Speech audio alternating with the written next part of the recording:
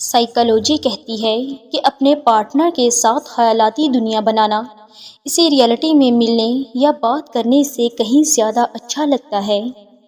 من پسند شخص کی موجودگی زندگی کے لمحات کو خوبصورت بنا دیتی ہے۔ من پسند شخص اپنے آپ میں ایک سکون ہے۔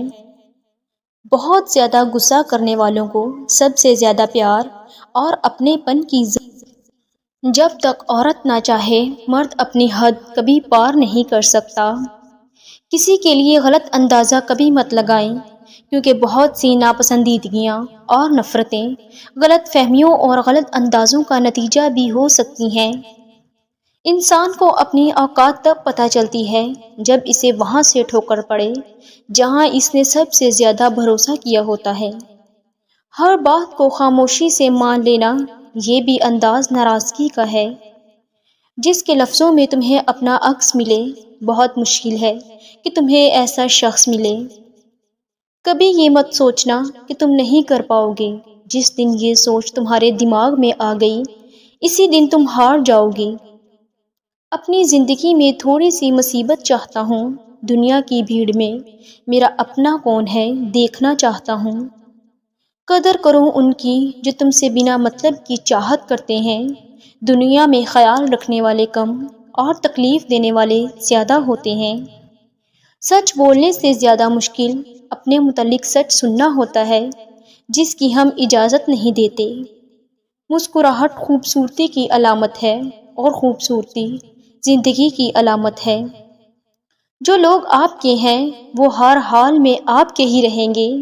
جنہوں نے جانا ہوتا ہے وہ بے وجہ بھی چلے جاتے ہیں، اور جنہوں نے نبھانا ہوتا ہے وہ بے وجہ بھی نبھا لیتے ہیں۔ ہر شخص کی اپنی کہانی ہوتی ہے، وہ ایسا کیوں ہے اس کی بھی کچھ نہ کچھ وجہ ہوتی ہے۔ اس لیے ضروری ہے کہ کسی کو پرکھنے سے پہلے اس کے حالات کا مکمل جائزہ لیا جائے۔ غصہ ایک غیر ارادی فعل ہے، لیکن پھر بھی اتنا سمجھدار ضرور ہے کہ خود سے زیادہ تگڑے پر نہیں آتا، اور اگر آ بھی جائے تو اندر ہی رہتا ہے، باہر نہیں آتا۔ انتظار کرنا مشکل نہیں، لیکن اگر انسان کو پتہ ہو کہ اسے انتظار کے بعد وہی ملے گا جس کے لیے اس نے صبر کیا، اور اگر وہ نہ ملے تو بے شک اللہ پاک نے اس سے بھی بہتر چیز کو اس کے لیے چنا ہوگا۔ جب کوئی مرد کسی عورت کے لیے روتا ہے تو سمجھ لیں وہ کسی اور سے محبت نہیں کر سکتا۔ عورت کتنی ہی خوبصورت کیوں نہ ہو، اس کی اصل خوبصورتی اس کے با پردہ ہونے میں ہے۔